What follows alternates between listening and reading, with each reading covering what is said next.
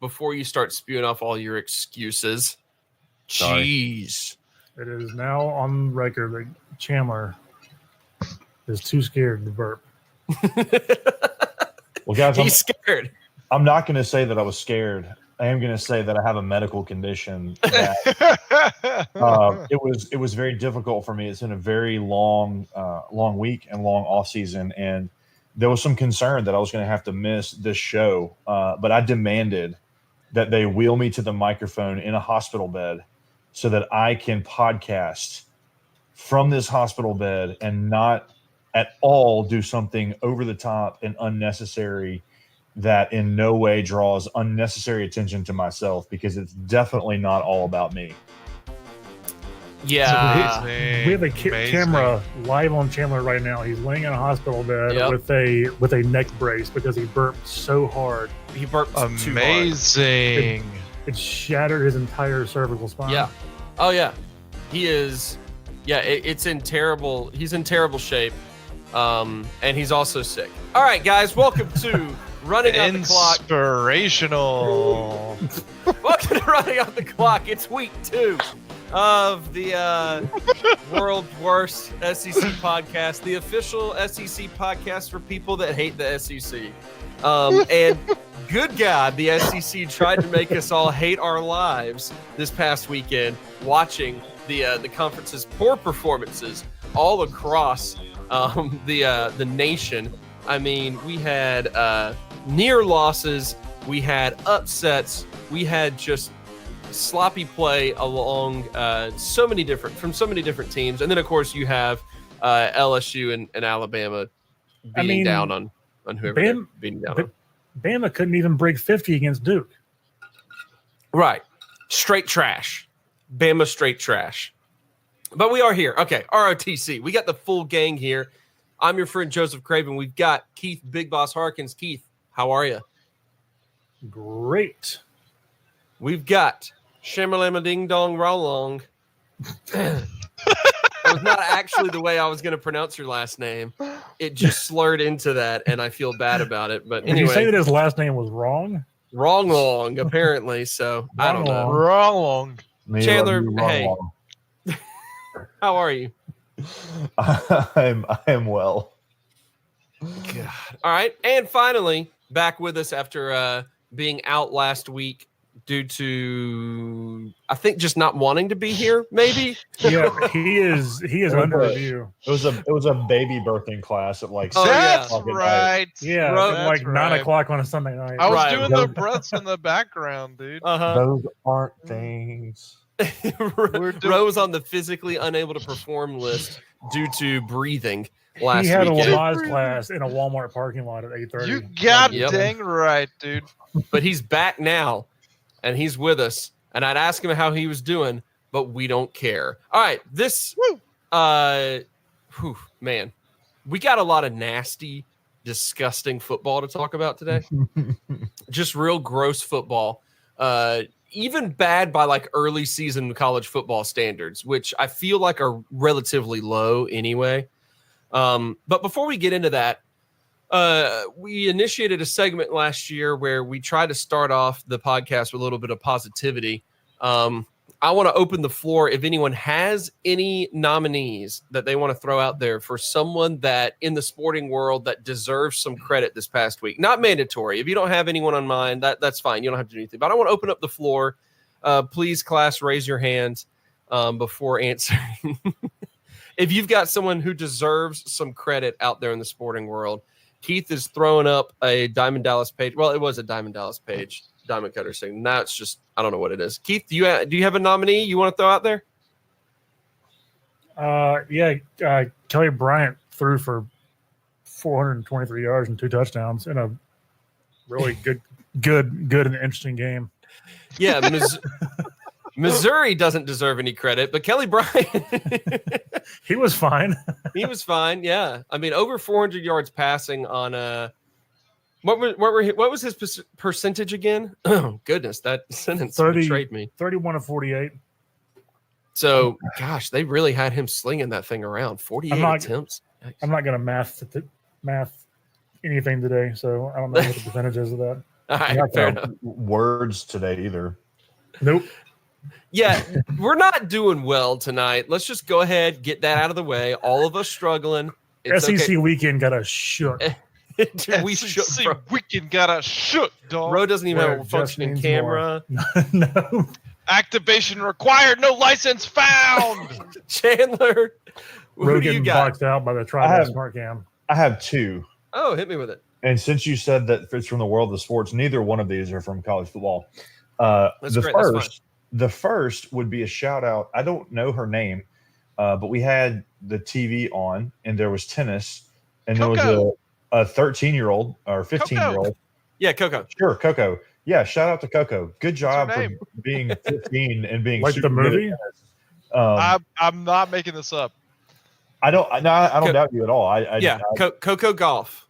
Gauff. I don't know if it's golf or golf. I have whatever all- it is. Yeah. You said it was- right the first time. Golf. I- Okay. it was really cool to look Yep. up and to see a 15-year-old playing on a national stage like that in a really cool way. The other shout out that I would Not love even to her give- first time to do it either. Like she broke She's- onto the scene at like friggin' Wimbledon. She's already beaten Venus. Yeah. Okay. This is She's- literally like I was also learning what tennis was as I was watching this. So Yeah, it's the one with the yeah. green ball. I thought those were dog toys I did until too. it turned into Coco Golf. Anyway, So the other shout out that I want to give is to one Chris Jericho for Yes. becoming the inaugural All Elite Wrestling champion last night, defeating Adam Hangman Page at the What- All Out pay per view. So Was there ever any doubt? I mean, honestly. I legitimately thought that they would put the strap on Hangman because he's pretty awesome. The But strap. Look at this jargon. hey, I don't know if you guys have figured this out yet or not. I'm a big wrestling fan, so you know. Look Oh, at yeah. this jar. Chris Jericho been doing it for almost 30 years. Dude, Walls of Jericho, most classic wrestling move ever. Continues to be really, I mean, regardless of wrestling or whatever, continues to be a phenomenal athlete and entertainer Sports. over legitimately, 30 years. It's Yep. been pretty incredible to watch his career. I mean, I remember watching him in WCW in like middle school, being like, man, this guy is the worst, but also the best. The best at the same Right. time. All of the above. Yeah. I love it. Big shout out to the Ayatollah of rock and roll, Chris Jericho himself. Yeah, he I really hosts like that. He I like hosts that. he hosts a professional wrestling cruise, the Chris Jericho Rock and Rager, I think, and it's just like a 3-day cruise where they have with Chris Jericho. it's Chris Jericho. They have bands and they have wrestling matches, and they had to explain to a guy who was on the show like why he couldn't do a spot where he jumped off the side of the boat, like off Wow. the side of a cruise No, ship. no, that's fine. They got the best and the brightest on this, huh? Right. Yeah. It's yeah. I'm I a like little it. upset that there's not a cruise where wrestlers just like roam the boat looking for people to like body slam. That would be a Yeah. lot more interesting. Just to me. throwing it down with passengers. Yeah, I'm all just about that. marauding around like rock bottoming people and stunning everybody. Oh man. Also, and one more. I'm sorry. One This one just came to me. Shout out to all the Twitter meme makers because we got a lot of material this week and they crushed it. The best one being the video somebody made of Iowa fans turning and doing the wave, to the children's hospital, Mhm. and then splicing in the Hugh Freeze video. Of giving Yeah. It was so good. It was such a good week for Twitter and meme makers. So Which doesn't happen often. I feel like it's very rare that we get to say it was a good week for Twitter. Ro, do you have anyone you want to nominate? I'm gonna nominate my fantasy football team because I think I enjoy the players this year. All right, I didn't enjoy, my the team players last year. this year. you I kept got- Le'Veon again. I got Le'Veon, I got Antonio Brown, I got Dak Prescott. What more do I want? I just want to watch those three guys play football anyways. So Baker Mayfield. I want to put them on the same Wow. team in real life. See what happens. I know. Yep. Well, I'm going to give a shout out to Kentucky quarterback Terry Wilson. I don't think we'll talk much about Kentucky today, but Terry Wilson is going to have to kind of be the focal point of the Kentucky offense now that Benny Snell is gone. And he came out there and was a very, very respectable 19 of 26, which I did do the math on this one, and that's about a 73% completion rate. Yeah, for 246, 2 touchdowns, no interceptions. So Terry Wilson, efficient through the air. I think he deserves a little bit of love, being a guy that we were not necessarily huge fans of going into the season, or I guess maybe not. I don't know if any of us had anything against him, but we didn't have any high expectations for him. So For sure. decent little start to the year for Terry. So not a decent start to the year for most everyone else in the SEC. As mentioned, Literally nobody else. we'll just run through the whole scoreboard real quick before we get into some details here. But Arkansas struggled against Portland State, who I did not know had a football team until this weekend. 20-13, a narrow Arkansas victory. As mentioned, Alabama defeated Duke 42-3. Is that right? Because for whatever reason, the score I was just looking at had it backwards. So for some reason they had it listed. So I've just pulled up a different website. Kentucky, Heisman, by the way. yeah. Kentucky, as mentioned, defeated Toledo 38-24. Texas A&M defeated Texas State earlier in the week 41-7. Memphis pulled off a victory against Ole Miss 15-10. I kind of had jokingly said last week that it was either going to be an ugly low-scoring game or an ugly high-scoring game, and turns out it was the first one. Yeah. So Mississippi State 38, Louisiana, formerly Lafayette 28 in just a slop fest in the Superdome. North Carolina beat South Carolina 24-20. Georgia State, of course, the big headline, upset Tennessee 38-30. Auburn was able to pull off a late last-second comeback against Oregon 27-21. LSU handled business 55-3 against Georgia Southern. Georgia handled business 30-6 against Vanderbilt. And Wyoming welcomed Missouri to their home and sent them home sad 37-31. If this is, even if the whole appeal was reversed, Missouri's season is officially over. The best tweet I saw, again, solid week for Twitter. I think it was Ryan Nanny said that Missouri started off by fighting the bowl ban, and now it seems like they're not fighting it anymore. It just is reluctant acceptance of this situation. So, first and foremost, here's a question. Guys, there's something very important that we did not talk about to start the show. It's true. What's that? We're all waiting on it. Talking about the Knowles, baby. Oh, there it You're is. so right. We didn't You're talk so about right. the Knowles. We had We didn't even talk. Dude, What kind of What is wrong with us? Would this be Ugh. if we did not talk about the Knowles? You're so right. You're so right. The Knowles, baby, Talking about the dropping in their home Knowles. opener against Boise State. In that particular game, 36-31 was that final. In that particular game, I'm pulling up the box score to remember. I'm sorry, the recap to remember what the score was before Boise State took over. But Florida State was in the lead, and Boise State pulled off the comeback, took the lead with about 12 minutes to go. They were up huge. Yeah. 31-6 or something. Yeah, I think That's right. so. You're right. 31-13. Going into halftime. Yeah. So 31-13 coming out of half. And so that is wow. What do we even say about it? Okay, last week the question was, is everyone in Florida State going to get fired this year? Yeah. Now the question is everyone at Florida State going to get fired this week? Yeah. I don't know how we Maybe already haven't gotten a breaking news update out of Florida State where they just shut down the program for the year. Yeah, Dude. maybe not this week, but I can't see this Taggart thing working out. Absolutely not. Absolutely not. The quarterback for Boise State threw 407 yards that game. Well, to be fair, I think I saw where he's the only Power Five or Group of Five quarterback who was a 4 or 5 star recruit. Yo, that's just ridiculous. Yeah. I mean, he's apparently a superstar. I mean, just Hank stud player. Bachmeyer. Right. And Bachmeyer.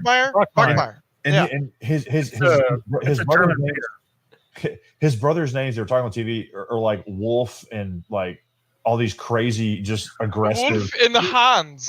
alpha male names. Seriously, Yeah. this is the most German family I've ever heard of. He's the perfect guy to beat Florida State in Tallahassee. Wolfgang Yeah. Bachmeier is the new NASCAR driver for. Yeah, I looked him up to see where else he was getting looks from, and he is from like the very middle of California, which I'm pretty sure is kind of where like it's like woods and like it's kind of in between desert off to the east and like the ocean. It's just kind of woods, so it kind of makes sense that they would have names like Wolf and Hank, but then probably the entire family like owns a dealership, Right. and drives like convertible Porsches around everywhere. Come on down to Bachmeier Ford. Bachmeier.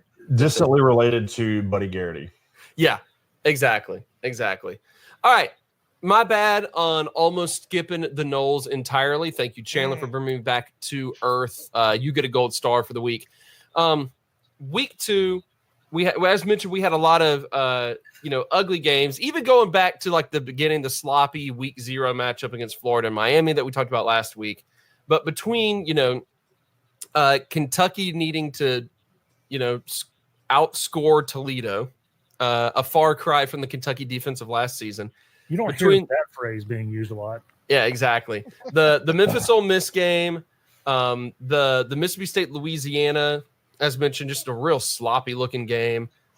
North Carolina beating South Carolina, Georgia State beating Tennessee, Arkansas struggling against Portland State, Wyoming defeating Missouri. Out of all of those kind of ugly games, Keith, we'll start with you. Any of those like surprise you more than the others? The correct answer should be Georgia State, but as a Florida fan, I've learned to not take non-traditional Georgia teams very, like not to take them seriously. lightly. Yeah. I got some PTSD there. So I'm glad that my friends in Knoxville can share in the misery. Maybe the one that's like the most surprising to me, but probably shouldn't be, was North Carolina beating South Carolina. Okay. Don't know why, but it happens every year. We think that it's South Carolina's year. Right. They just poop the bed real early. Yep. They get everything lined up, and then as it turns out, they still have Will Muschamp. And once again, like they're up and look like they're going to cruise to a win, and just get run over by Mac Brown. Yep. By Mac Brown himself. By Mac Brown himself. By an actual Mack truck. Yeah, exactly. Driving a Peterbilt. Chandler, what's the one that surprised you more than the others? I think part of me is surprised just by the nature of the Ole Miss Memphis game because it was a defensive struggle in a lot of ways. Yeah. Which weirdly gives me some encouragement for the season. But I think the right answer. It's Missouri. I think I'd heard people talk up Missouri all offseason, like this is going to be the thing, and I had a hard time buying the hype because I have eyes and I've seen Kelly Bryant play, but I didn't think that the surprise would come this early. I didn't think that it would come. I thought maybe as they got into playing some SEC teams or some harder. I don't know what their non-conference schedule looks like, but just some harder teams that they would be exposed a little bit as just kind of an okay team. But man, to go to Wyoming and lose, that's not a great start. No, not a great start at all. So I'll say Missouri. Great start at all. Although, the Tennessee thing, I was talking to a Tennessee fan at church this morning, and he was like, I was expecting heartache this season. I just thought it would come in week 4 or 5. right. So, which I thought that was a very good way to sum up how a lot of us feel with SEC football, especially the way this season is going to shape up. So, yay! What is Missouri doing going to Wyoming? I know that one still is a bit of a head scratcher to me. Like, how did they end up with that on their schedule? To bring things full circle, that on the same day that Tennessee lost to a non-Power 5 team, I think for the first time since 2008, Wyoming beat Missouri, and Wyoming was the team that Tennessee lost to in 2008. So, Perfect. thank you, Wyoming, the SEC killer. thank you, Banner Society. I've always said that. I've always said. Ole Miss also lost to Wyoming at one point. So, I've always said that the Cowboys were the SEC killer. Ro, what surprised you the most out of it? I would probably say. Can I change my pick here? Because I was going to say Ole Miss and Memphis, but I think I'm going to go a different route here and say that I'm surprised that LSU didn't screw up things against Georgia Southern. That's like they're of all the teams here, they're really the only ones that kind of just it was a walkthrough. Like other teams, it should have been a walkthrough too. I guess you could throw Texas A&M in there, but I mean LSU. Georgia Southern at 55-3. You know, Duke at least held their own for a little while against Alabama, and so I'll say that out of all the teams, I just don't experience LSU as a consistent, crazy offensive powerhouse in recent memory. But why not? Yeah, I tried to tune into that game in order to like see what the LSU offense was going to look like, try to get an idea of what the LSU offense might actually look like, and was like so uninterested in it so quickly that I was like, I can't deal with this. I gotta do something else. So yeah, can't. I agree with you on how shocking it is to see LSU just kind of easily put up 55 points against anybody, you know? Against anyone. It's just like, okay, there you go. Good job, guys. Exactly. Yeah. I love all of your answers. I do, like me personally, I was going to say that the Wyoming Missouri game was the one that confused me or surprised me more than anything else. But kind of piggybacking a bit off of something Chandler pointed out, that is a positive thing in the Memphis and Ole Miss game. Another candidate probably for someone who deserves credit that maybe isn't getting enough credit is the Ole Miss secondary, who had some I was watching it with a couple of friends, and like they had a couple of plays in coverage that were just like perfect man-to-man coverage that we were all sitting around going, ooh, that was nicely done, you know? And so like the Ole Miss secondary definitely deserves some credit there that they might not be getting otherwise. With that in mind, all right, for a while now, even as you know, we always say we are a bunch of SEC haters in an SEC podcast, more so out of obligation and regional bias than anything else. But we are here. That being said, even with like our lack of conference pride, it's hard to deny that for the past several years, the SEC has been an absolutely monstrous conference from top to bottom. Especially to be the smaller teams that aren't Alabama, Georgia to be a part of, you know, LSU, all of that. And so it's easy to look back over the recent memory and say that the SEC, sorry, not the LSU, that doesn't make sense. The SEC is like the most competitive, probably the best conference, that sort of thing.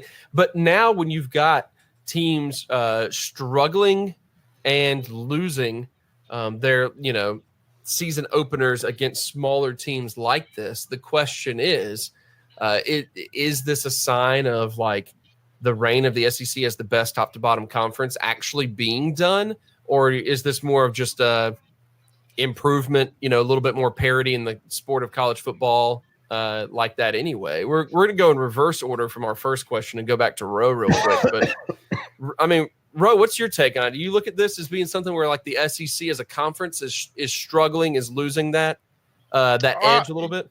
Yeah, I'd say so. I think this is kind of bound to happen just in terms of how things kind of progress. Like for a while, I mean, SEC football has always been really good, but I mean, it really wasn't until I don't know the big TV contracts where you would only see the great Ohio States and USC's for forever, what it felt like, and then the SEC took over for the last however many decades now, and now it seems to be kind of evening back out because there were other teams that just looked really impressive too. I mean, I don't know if you guys saw this the other night, but Utah, the Utes, man, they look freaking good. Granted, they were playing BYU on Thursday. I mean, they looked amazing. And I'm not going to say that their players wanted it more. It just seems like the SEC players don't want it as much as they might have once before. I don't know. I think I do think though you're just kind of seeing across the board that competition is kind of evening out. Maybe the money is starting to affect everyone these days instead of just these big people, the big powerhouse schools and whatnot. I was gonna say big people. You mean like offensive linemen? Yeah. Like just physically large people? Okay. Physically large giants. Yeah. Right. Chandler, you got something you want to add on to that? Wow. Yeah, that's fine. Yeah, Keith in here. Yeah, I'm sorry. Did we? Okay, we're going in reverse order from the first question. So Roe, then Chandler in the middle, and then Keith. Well, I think each one of those losses. What? Sorry. I think each one of those losses is a completely different situation. I mean, the Ole Miss loss, I think anybody could have seen that coming. I mean, even though I think we all picked Ole Miss to win, but I think we all also looked at it and said this is a game that could easily go either way because there were so many unknowns about Ole Miss. I mean, you remember they lost all those receivers, but more importantly than that, they lost 3 starters off the offensive line, one of whom was a second-round draft pick. So you knew there were some big question marks, and then with the NCAA stuff, finally, even though it's officially over, a lot of times the effects of those things are felt for a year or two afterwards as you kind of rebuild your depth. So that was not super surprising. I don't know what happened to Missouri.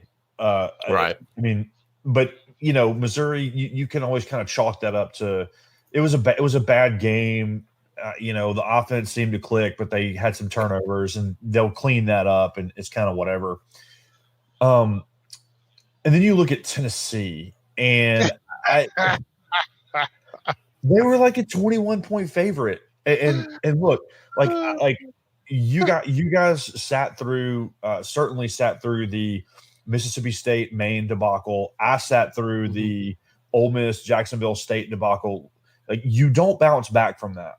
No, I mean it's not. I mean, there's no you don't come back from it. I sat through 4 years of Will Muschamp.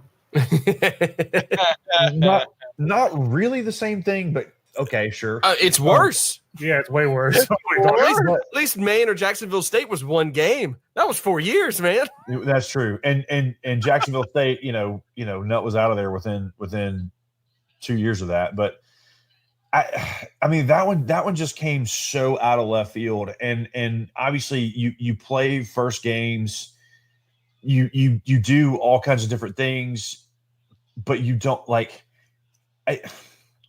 I don't know, man. And that one was surprising, and that one is maybe the most I think damning out of all of them. But at the same time, I don't think that that's necessarily reflective on the conference as a whole, because Tennessee is just clearly going a different direction than everyone else, and they have been for a while. It's just that the only people who don't understand that are Tennessee fans. Mm. Shocking, right? Yeah. Oh, mighty Keith. I am so sorry that Chandler went before you. How will you ever forgive me? It's fine. Jackson State's mascot got a penalty earlier. I know. That was awesome. That was so awesome. Well, Hey, there's someone else that deserves some credit. Again. Yeah, he just comes running in, trying to get in the middle of that pile. That's someone who deserves some friggin' credit right there. Is the Jackson State Tiger. Love it. Yeah. Anyway, so yeah, that's it. No, everyone that struggled, maybe you didn't think they would struggle in these games, but you figured that they were going to struggle throughout the year. Maybe the games are more surprising than what's actually going on. You're seeing signs of cracks way earlier. kind of like what Chandler said about the dude from Tennessee. Like he figured that this was going to happen, but not for another month or so, Right. And it's already happening. Like Georgia has to have gotten done playing their game, and they're like here, like Sunday morning, just kind of laughing. Like, what do we even need to play the rest of these games? I think Georgia has two hard games on their schedule. Yes. Yeah, we gotta play. I mean, they're like right there before a test. Like, oh, why do we study so hard? Why do we even try, man? Like, Yeah, this isn't so even that bad. like Bama did their thing, Georgia did their thing, Texas A&M did their thing, LSU did their thing. Like Auburn had to come back against a good team. Like it's like the West is probably going to be fine. But like the East is just a maelstrom of bad and terrible smashing together. no. Like you got Georgia, who's good objectively, and then like kind of like what we talked about last week, like who's there, because all the teams that we thought may be able to jump up and like take a spot got embarrassed Saturday. And so it's back to thinking, oh, well, it's probably just going to be Florida by default, because even though they looked horrific in parts, like there were still good things to look at. Yeah, they still have more potential when you Right. when you look at what they actually did. It's like, well, I mean, a lot of that's just can be cleaned up, Right. So like you have Kentucky and Terry Wilson, who had a good game, but it's like they had to beat Toledo in a shootout, basically. Like Yep. South Carolina lost to the rolling dirty Mac Browns. Right. Yeah. What's even happening? Yeah. And, Longo hey, ball, baby. Got to watch out for longo ball. and I will say this: I've started to believe that you cannot actually tell anything like legitimately about a team from an early season neutral site game. Yeah. Like I really feel like they're just not good indicators for how the rest of the season actually goes. So I do feel more hopeful for South Carolina to kind of put it together.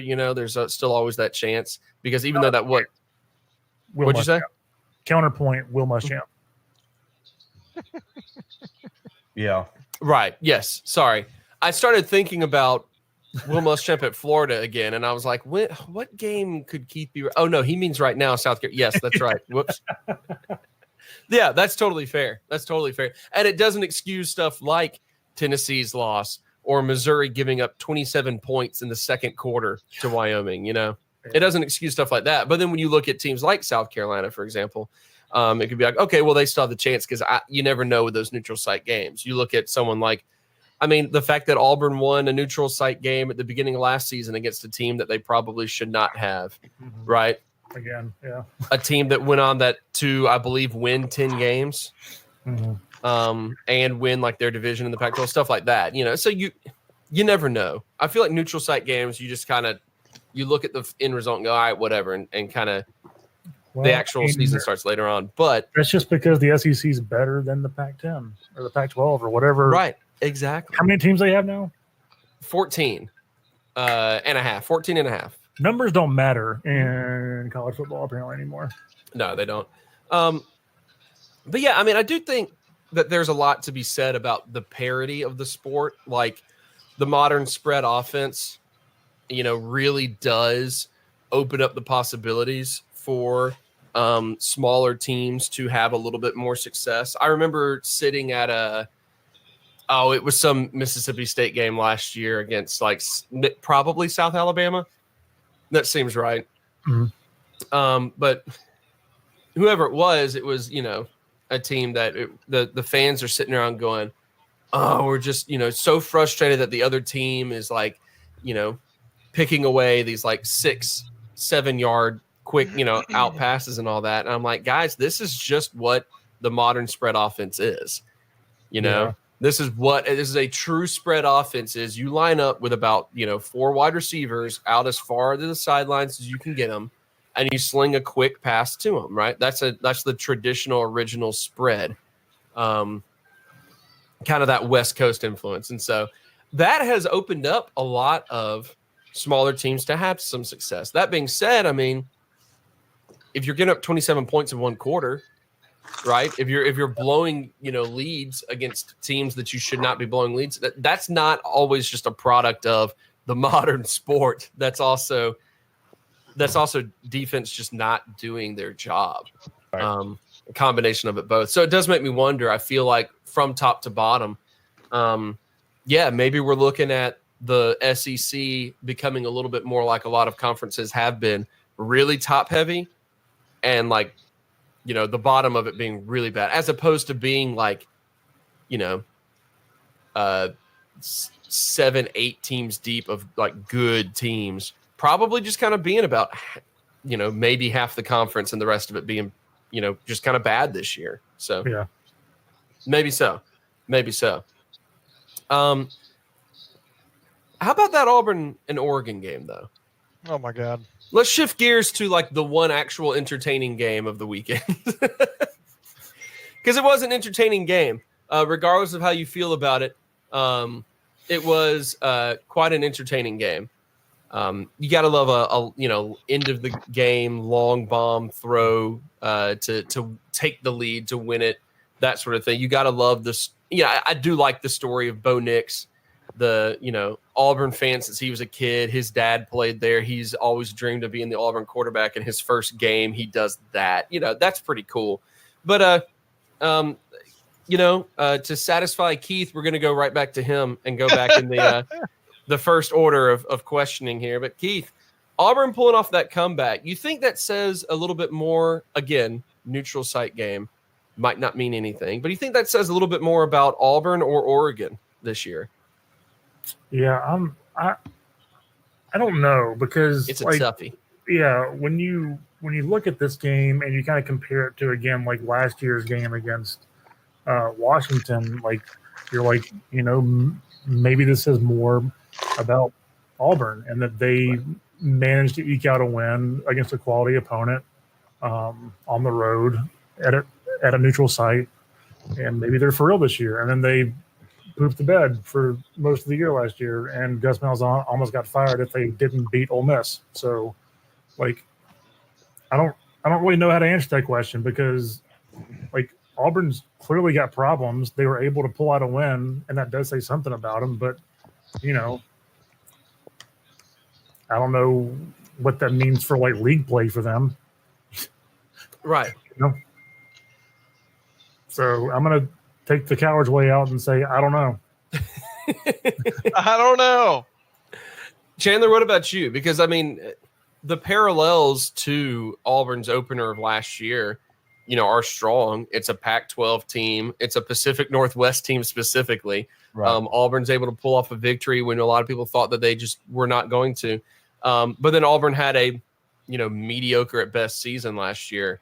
I mean, do you think it says one thing about one of those teams in particular? Well, I think that, to me, okay. So the whole time I'm watching it, I kind of had this like, here we go again feeling for Oregon. Right. This is kind of what it seems like they do, that they get in these big marquee games, whether it's the national championship a few years ago, whether it's opening against LSU, and they just don't handle the spotlight well.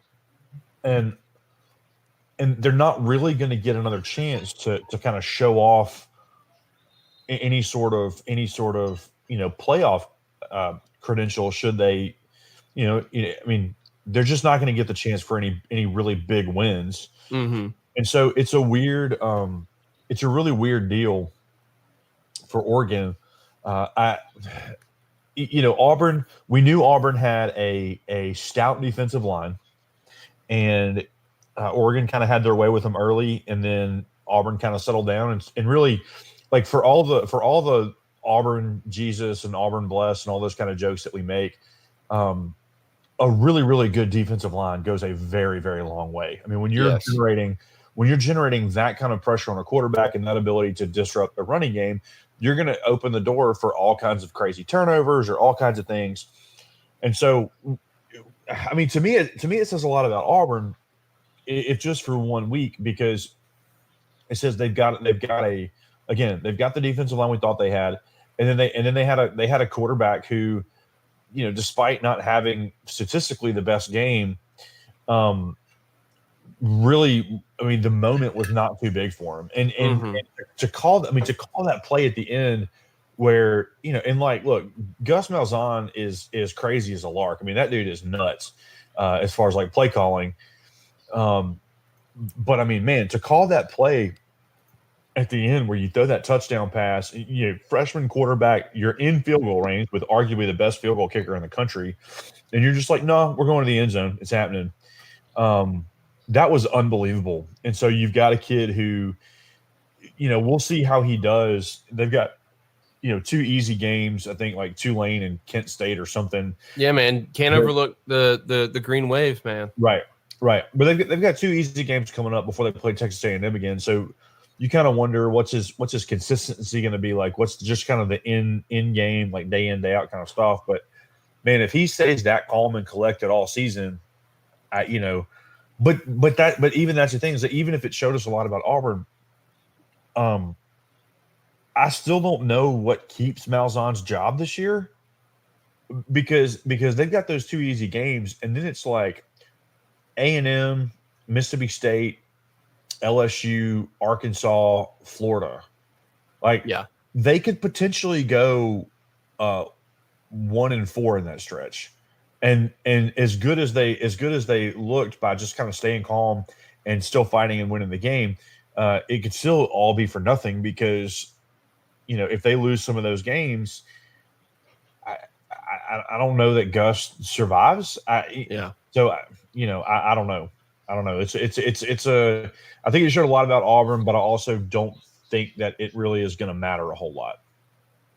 Yeah, I mean it could also show that Auburn is the exact same team as last year. Right. It could very well mean that, and it's like, okay, that's pretty good, but it was barely good enough to keep his job last year. All of that. Ro, what about you though? I mean, what are you thinking about? I know we've all kind of texted jokes, and Chandler alluded to it, but jokes about just how Auburn tends to find themselves in very fortunate situations where they're able to pull off the improbable comebacks, or like the other team who is in the lead and seems to be controlling it, like Oregon was in the first half, suddenly collapses and implodes on themselves, and Auburn takes advantage of that sort of thing. What's your take on this game, Ro? My only take on this game, because it's like one of the what we talked about a minute ago, like how much can you judge teams in the beginning of the year and how they end up? I mean, not a whole lot. My only real honest to God takeaway was this Bo Nix character. Up until that point of the game when they called that play for them to win it or whatever, Homeboy had only completed just 9 of 25 passes at that point of the game. Right. He's the first true freshman to start for the Tigers since 1946. Okay. On the when other his side, grandfather Bubba Nix was. Oh no.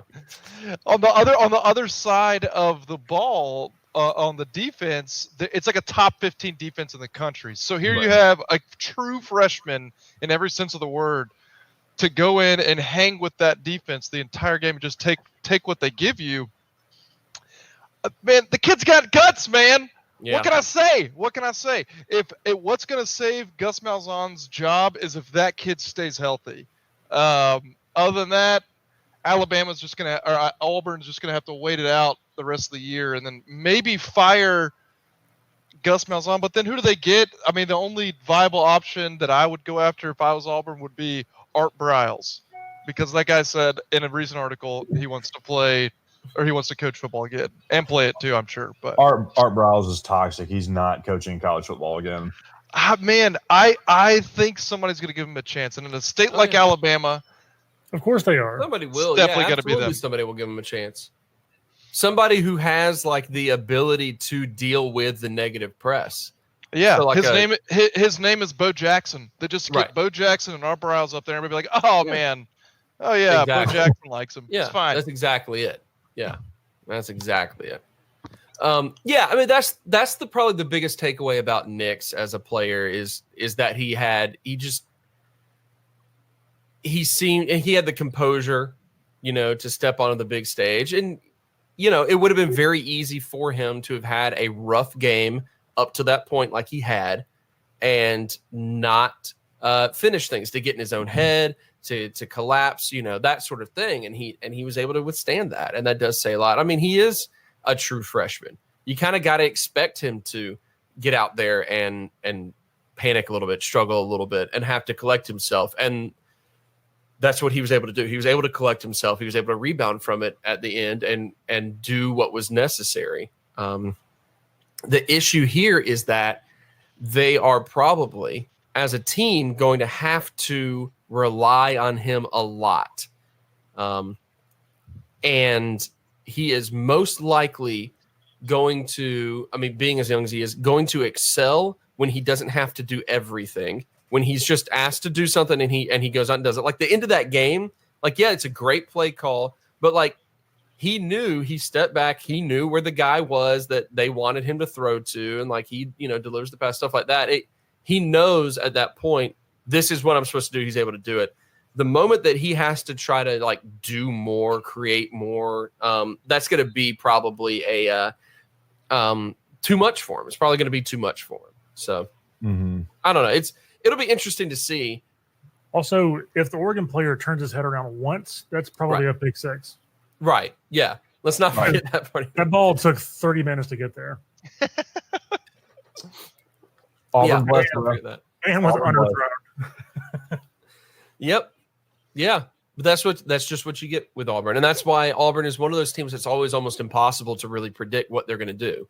Because when it is they've got a true freshman quarterback, man, they're probably going to drop a lot of games. No, they'll probably upset Alabama and Georgia at the end of this year, because that's just what they do. I was talking with my friend Chad Gibbs earlier today to ask him. He's a Auburn fan, Auburn grad, lives out there in Auburn and everything. I asked him if he had been able to calm down a little bit, and I always enjoy his perspective. And his quote was, "Yeah, it was crazy. We went from we're going to suck all year to we're going to lose this one, but we'll probably be okay, to we're going to win this one and every other single game and beat Bama by 100."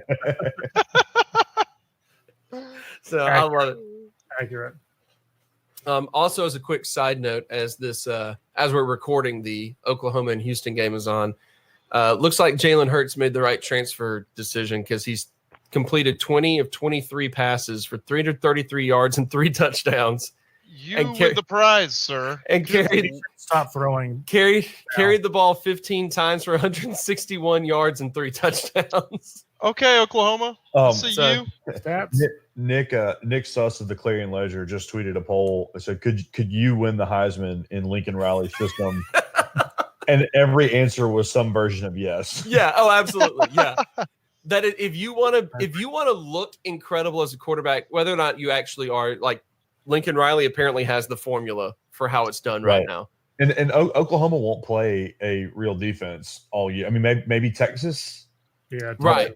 But even then, Texas is probably going to be more of an offensive focused team than defensive this year, Right. Oh, man.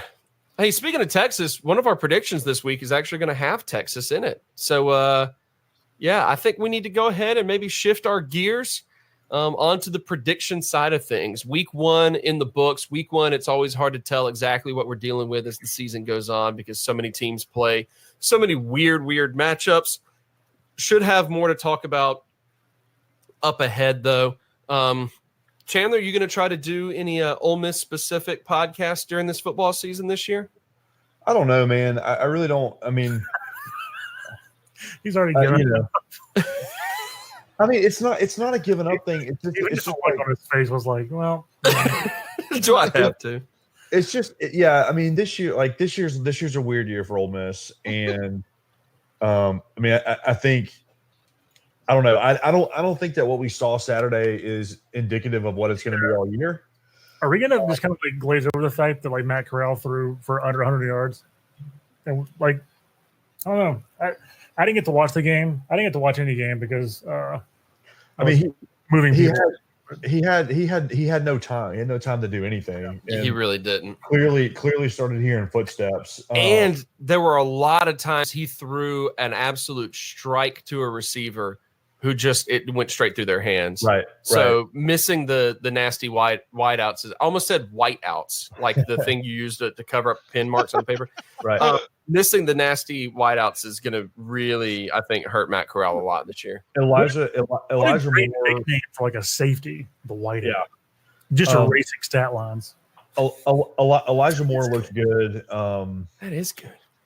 I mean, it was a weird deal, and I think there's some things that can still happen, but it's going to depend on the offensive line getting a lot better. Sure. And that's what like this season, as far as just from just discussion is, I mean, really every week is just going to be saying over and over again, can this offensive line get better? And if it can, the offense will get better. And if it can't, you're just going to have to struggle to figure it out. Like there's really nothing. This is what the whole offseason has been. There's just really nothing to talk about.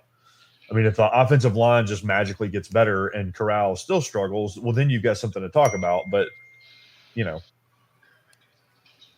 I realize that's not the answer you were looking for, but that's so probably not going to do one this year.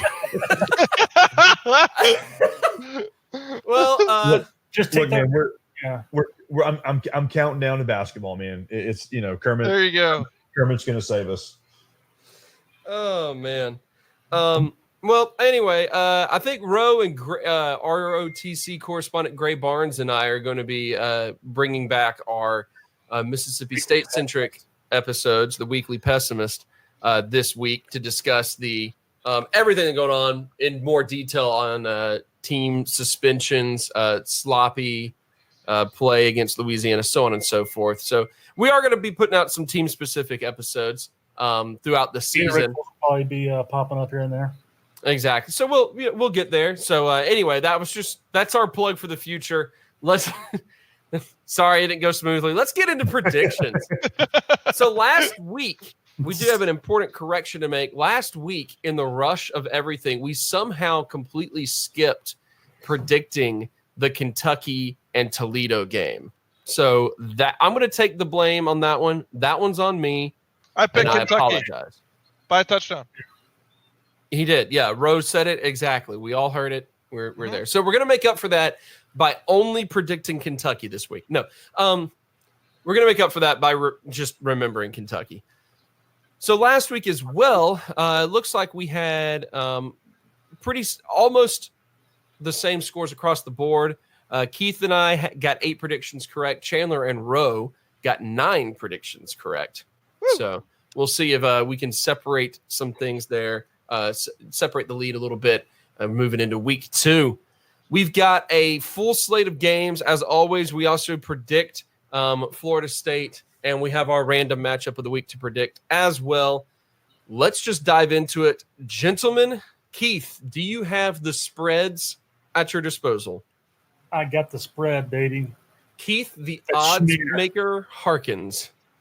The site that I use also has it went ahead and posted the spread for the Georgia-Texas A&M game on November 23rd, just in case you wanted to know. All right. Get your bets in early, everyone.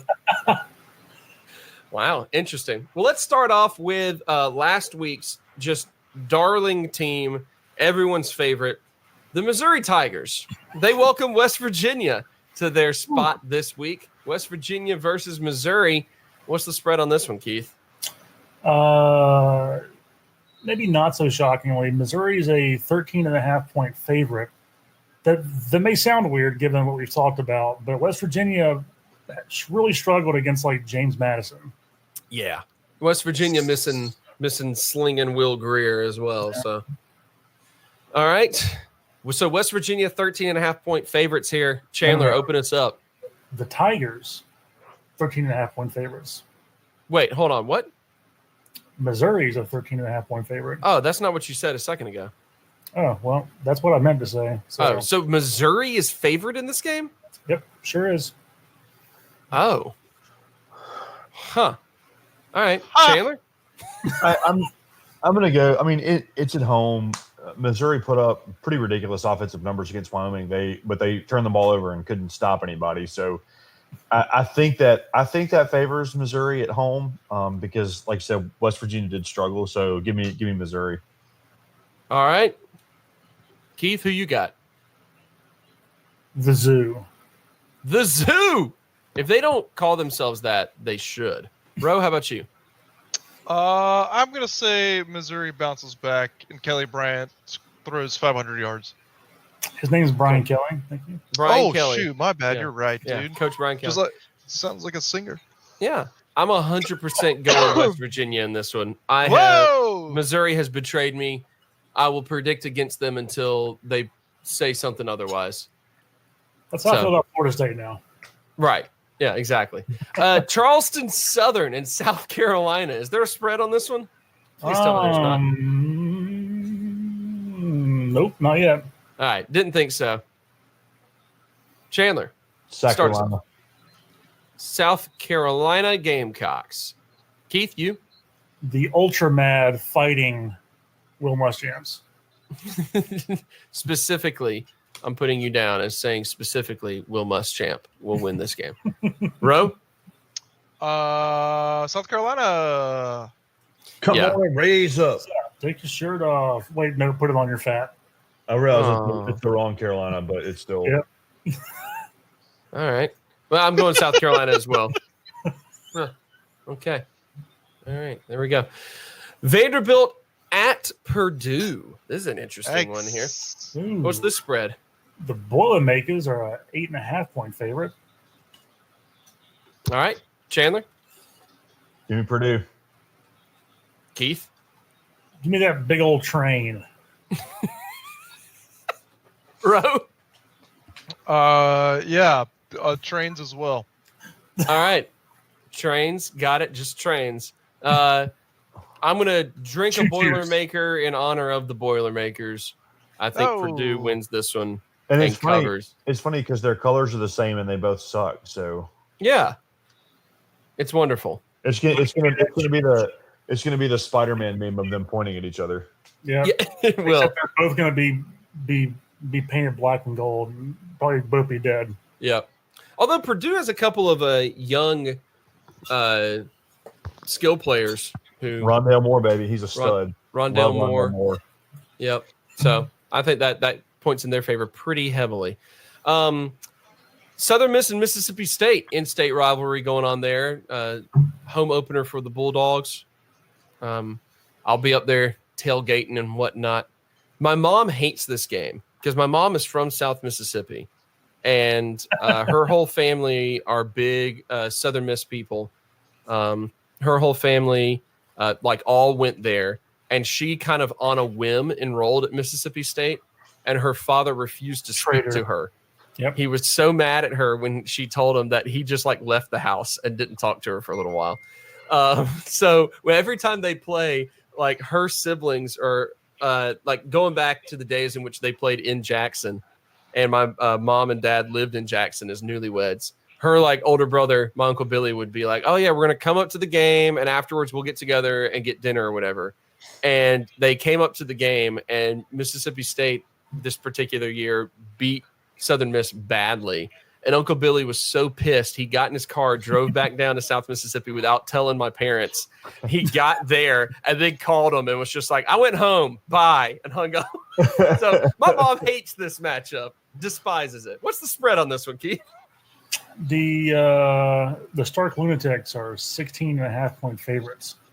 Wow, not a lot of faith in Southern Miss this year, I guess. How did they do against Alcorn? I wonder. Anyway. That's a much smaller line than I thought it would be. Oh, really? Yeah, 16.5. yeah. I'm not too surprised. I Yeah. think there's some decent about right.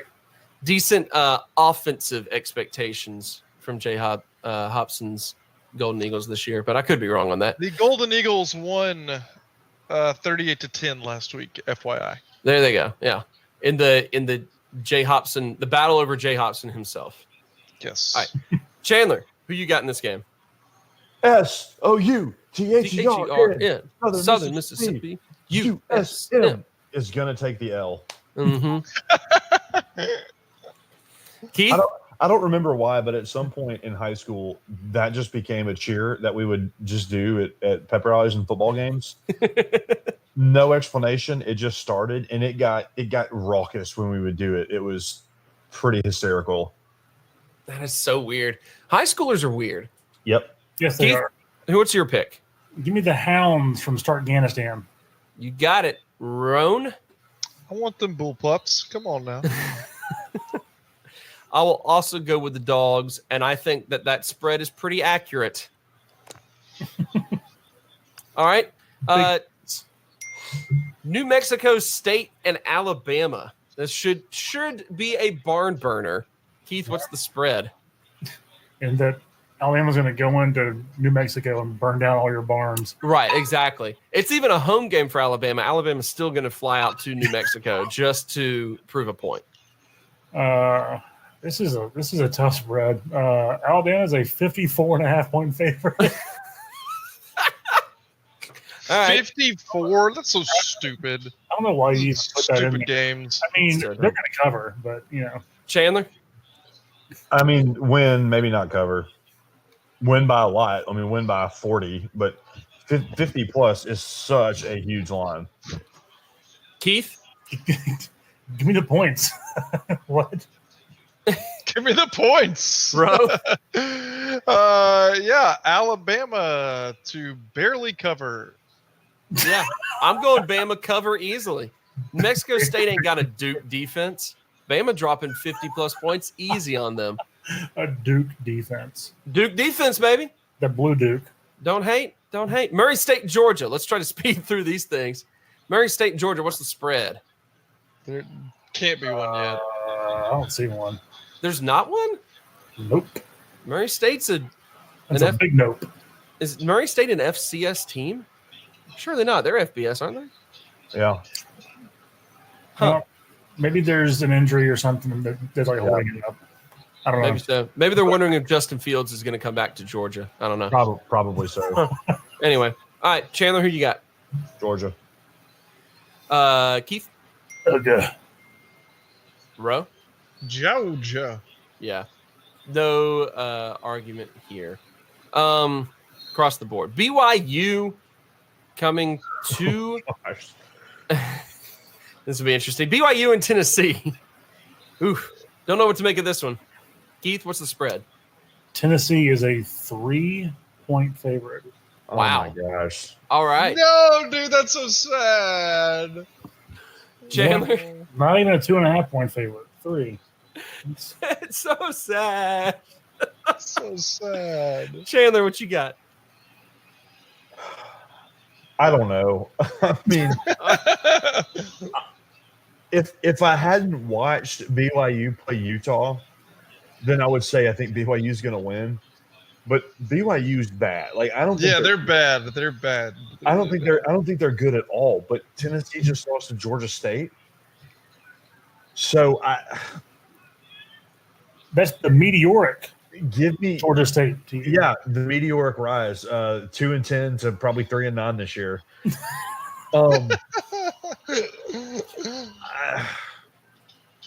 I mean, give me Tennessee, but I don't feel good about it at all.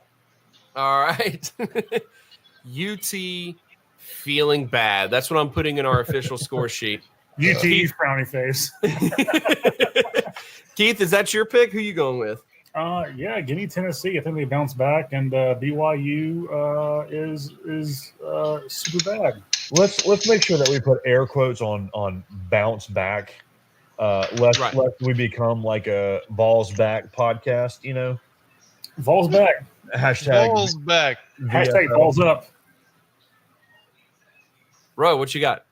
I like how nobody responded to that. I'm gonna pick. Tell them, Ro. Tell I'm them. gonna pick. I guess I'll go with UT. I guess. I like Chandler. Also, I'm hesitant, but UT Martin. they got 4-star recruits, man. And they got Man. Jimmy Pruitt. They got Coach that that ever Pruitt could. guy. Yeah. Now I'm straight up going with the Jesus Christ Church of Latter-day Saints on this one, man. BYU. I'm picking it. Why not? Mormons. I mean, I want to pick BYU, but I watched them play Utah, and Utah's good, I think, Yeah. but man, they looked bad. Yeah, It they got was so bad. They looked inept. dumpstered. Let's see what's next. Tulane and Auburn in the Plains. One of those games that we were talking about earlier. A little warm up, clean up their act a little bit for Auburn. What's the spread, Keith? Auburn's a 19-point favorite. What? A Sure, clean but- 19. Mhm. Like it. Chandler? AUBURN. A booba lover.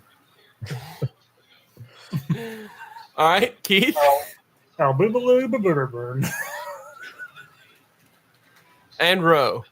I'm gonna pick Auburn by double the spread. Like Tulane sucks, dude. They're so bad. They're not even close to good. Does your brother still have season tickets there? Yeah, it does. He goes all the time. He tells me about it all the time, and they're so bad. They're just horrible. I'm also going Auburn in this one, and I'm purposefully misspelling it with a bunch of extra B's and U's. All right. UT Martin in Florida. Is there a spread on this one, Keith? Absolutely not. Yeah. All right, cool. Chandler? Florida. Yeah. I mean, Florida across the board for Yeah, everyone here. Florida. Yeah, just Yeah. do that. Yeah, we'll just do that. Right. There. Eastern Michigan and Kentucky, I believe, at prestigious Kroger Field. What's the spread? The outside jailhouse. Kroger is just a 14-point. Cool. All right.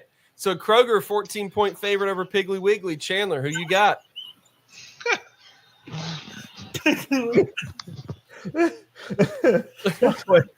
That's way funnier than it should have been. We're tired. I think the wheels are going to come off for Kentucky this season, but I don't think it happens this week. Sure. Oh, man. Keith? Blue Tide, baby. What does that mean? Roe. John Calipari for 10, please. Yeah, you got it. Kentucky. I'm going Kentucky not to cover. Arkansas and Ole Miss. This one had an interesting spread to open things up. Yeah. Um, As Chandler said, the Black Bears of Mississippi are a 7-point favorite. I like that Seven? you. Yeah, 7. Yeah, I saw 6 earlier. Good grief. Oh, yeah. I like that you said, as Chandler said. We haven't actually said that on the podcast. He texted it to us earlier. So I like the fact that you said, as Chandler said, and like the listener would be at home going, "What? When did he say that?" Anyway. Something. All right, Chandler. I'm sorry to have to start with you on this one, but Oh gosh. you want me to come back around? You want to loop back around? I mean, Can't pick against your Rebs, bro. Why are you? oh, but I can. I can. But I can. Arkansas is literally just a pile. Dude, of Arkansas old almost got beat Yeah. by Antifa, dude. Like, what are you talking about? I mean,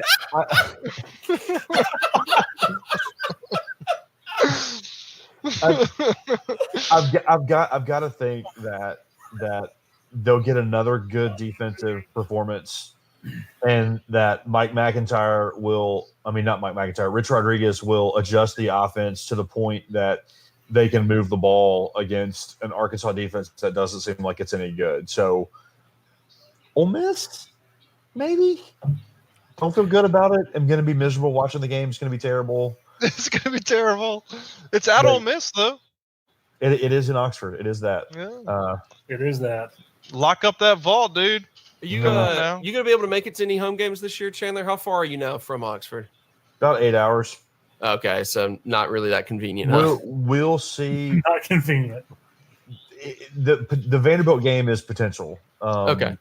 But Really? Is that the one you want to go to though? That's Vandy. It's always Oh weird. man. It's like PTSD, man. yeah. I'm sure it's on the date of Halloween this year too, or something. and And a that's full moon is out. Yeah. the other thing about that is that visiting Ole Miss and catching up with people is also a fundraising trip for me as well now too. So Okay. I've got to figure Oh out yeah. but it may be a basketball game. We'll see. But All right, Keith, who you got in this one? Yeah, Arkansas is like a box of 4-month-old mushrooms. So what? What? That's gonna be one of your stranger metaphors. That I'll is be honest with so you. weirdly specific. That's gonna be one of your stranger metaphors. What? Hey Keith, though, I've be seen- honest. I've How seen many a box mushrooms of- how many mushrooms you collect as a kid, bro? Did you just out there collecting mushrooms? Just I've go never- just I've never actually eaten shrooms. But I have found a box of very old mushrooms in my fridge one time, and they were disgusting mushroom jelly, and that's what Arkansas is. So give me Ole Miss. As bad as they were last weekend or yesterday, whatever. they ain't Arkansas. Bro, you going with the Rebels as well? No, man, I'm going with those Arkansas Proud Boys that just beat all these Antifas, man. I'm picking Arkansas,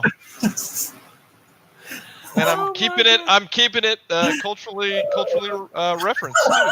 So. Yeah, that. I mean, you are. Yeah, Antifa's going to burn down your house now. yeah. Keep Yo, They're gonna all Keep it- find our stupid podcast now. Look, Hashtag if that culture. happens, if one of us gets milkshaked or whatever it is, dude, like we're gonna be so famous. Oh my god, it's gonna be incredible. But the only problem with that is that you do have to like walk around with like guards. But whatever, it's cool. Well, 2019.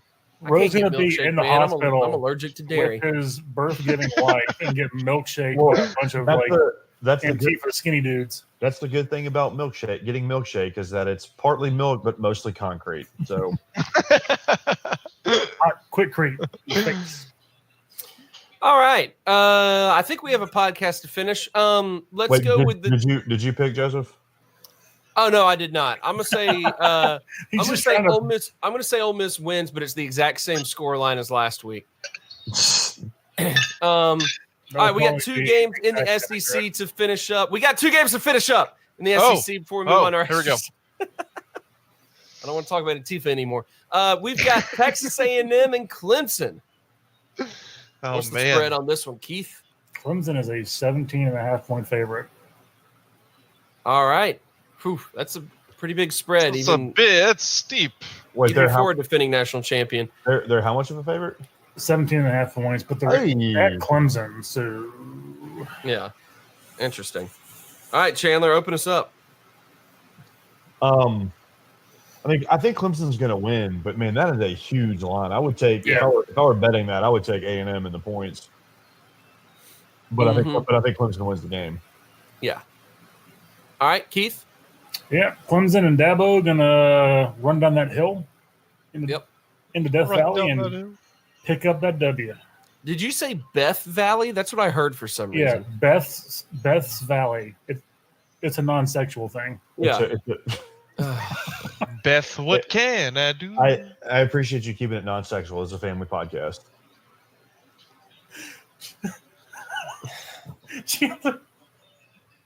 Chandler's reaction. I've just removed Keith.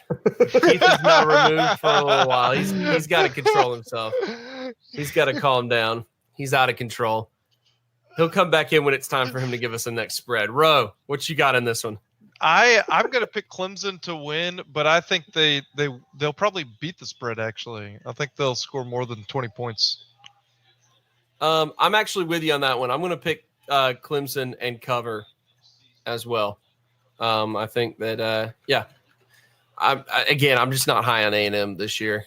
So anyway, LSU and Texas is our final SEC matchup here. I'll bring Keith back into the stream now, but I'm keeping a close eye on it. Keith, what's the spread in LSU and Texas? Watch him closely. He's a slippery one. It's slippery, that one. LSU is a 4.5-point favorite in non-Beth's Valley. Chandler, what you got? Oh man, I think LSU's going to win. I don't think Texas is back. I don't think Texas is ever coming back. No, man. All right, Keith. Hook 'em Horns were back last year against UGA. Had that big old bull try to attack that precious bulldog. Anyway, LSU wins. I feel like Uga the dog is like the unattractive breed of bulldog, right? The one that just kind of like doesn't have hind legs, kind of drags itself along on the ground. The like English bulldog that I think just kind of just sits there. I think the American bulldog is the only good-looking bulldog. Correct. Well, true, but like when you compare the two SEC bulldogs, it always seems like the Mississippi State Bulldog has more control over its body. And I think that goes a long way. Yeah, Bro, Maybe who you- because like Uga for some reason is just old, white, and like wrinkly. Yeah, so like a resident of Georgia. Okay, Ro, That was very Shots- quick, and that was a Shots good fired. win. That was good. It's true. I was just in Georgia. That's what they are. That's what they are. speaking That's of what they are. Georgia, Ro, who you got in LSU versus Texas? Okay. All right. Yes. Real quick. Do you ever think that Mac Brown looks like a guy that belongs in a Werther's Original commercial? All the time.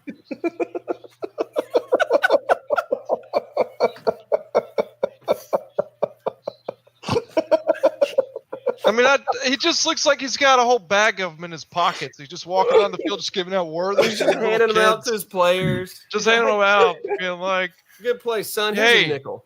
Hey, Here's a nickel hey. for you. hey, here's this Werther's. Can I just tell you something? Can you just cherish this moment right now? Life just goes by so quickly. That's a Werther's Original commercial, and it's him. I'm going to pick Yes. LSU to cover the spread and beat them by at least 20 points. Yeah, Mac Brown is also balled up in a glass bowl in like some old lady's foyer. Oh man. Oh gosh. Wow. I think this one will be closer. I think Texas is okay. I don't know if they're going to be able to pull off a victory here. So I'm gonna No way. gonna way. say LSU, but I would not be shocked if this ends up being the Texas show because it's LSU and LSU never does what you expect them to do. So Do you know how I know Texas is going to lose is because they're ranked number 10 right now. And that's how you know Texas is going to lose. and Anytime they touch that top 10, Amen. they're well, they- and you know why I know LSU is on the brink of falling apart because they're ranked in the top 10. exactly. So Exactly. It could go either way this week. it's a Big double negative. Double negative. All right. As always, we predict two things. We always predict Florida State. We always predict one random matchup. And it just so happens this random quote unquote matchup this week is one that we actually predict every year. Let's look at the Florida State game first. Louisiana Monroe and Florida State play. Could this be the week that Florida State fixes a little bit of what went wrong against Boise? Keith, what's the spread? Florida State is a 21.5-point favorite. I don't know how they're a 21.5-point favorite against anybody. Yeah, it really raises some question marks about UL Monroe football. What do? They beat Grambling 31-9 last week on a good for Strong them. outing. Good for them. All right, so FSU 21.5 points. Chandler, start us off. I mean, Florida State, but that's also like the way they lost to Boise is just a backbreaking. It's the way they lost to Boise just feels like one of those things that you don't recover from, kind of similar to the Georgia State thing. You had them down big, and they just kind of came back in. And while I think Boise State is good, and Louisiana Monroe probably isn't good. But yeah, Florida State's in trouble, but I think they win this week. All right, Keith. Florida State, which means they'll definitely lose. Ro, what you got? Give me those Knowles, man. I'm also going to go with the Knowles. It's Louisiana Monroe. I just don't have much faith in Louisiana Monroe. Okay, and the final thing that we got to do is the opening of the season, Division III, fully Division III, by the way. As of this year, mine and Keith's alma mater, Belhaven University, is an official Division III fully fledged member of the NCAA. So moving in from the NAIA, the process has been completed after those like 3 years or whatever, in which they're like in review or whatever it's called. And they play their cross street rivals, Millsaps. Rowe has personal ties to Millsaps, of course. Millsaps. That is their official fight song. So Belhaven and Millsaps is our annual Division III prediction that we do every time. I think it is being held at Millsaps this year. Yeah, that's how they're starting off the season. Neither team, I think, has played yet, so there's no telling what we're going to get out of this. Obviously, no spread in Division III private school football. Chandler, open us up. Belhaven Blazers or Millsaps Majors? Who you picking? Belhaven. Oh, Chandler's going with the Blazers. Keith, how about you? You going with the alma mater? Give me them Belhaven Blazers. He's also going Belhaven. Roe, what you got?